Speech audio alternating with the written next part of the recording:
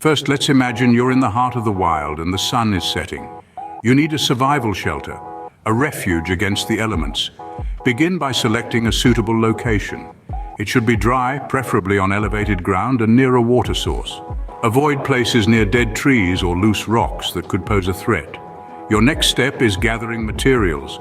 Look for sturdy branches and logs, ideally fallen ones, to avoid damaging living trees. Collect a good mix of long and short pieces. The long ones will serve as the main structure, while the shorter ones will act as supports. Now it's time to start assembling. Position 2 sturdy branches in a V shape against a tree trunk. This forms the backbone of your shelter. Lay more branches along the length of your V, creating the skeleton of your shelter. Once the framework is set, move on to the insulation. Smaller branches, leaves, moss and grass work wonders in creating a barrier against wind and rain.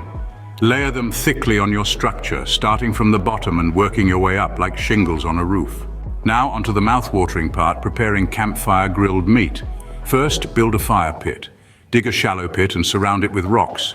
This serves to contain the fire and concentrate the heat. Next, gather your firewood. Remember, not all wood is created equal. Hardwoods like oak and hickory burn hot and slow, perfect for grilling.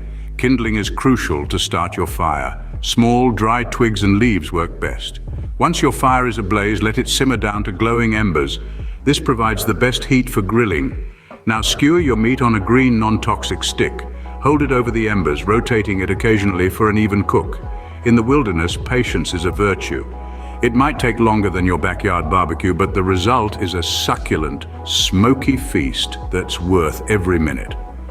To summarize, building a survival shelter involves selecting a suitable location, gathering materials, assembling the structure, and insulating it properly.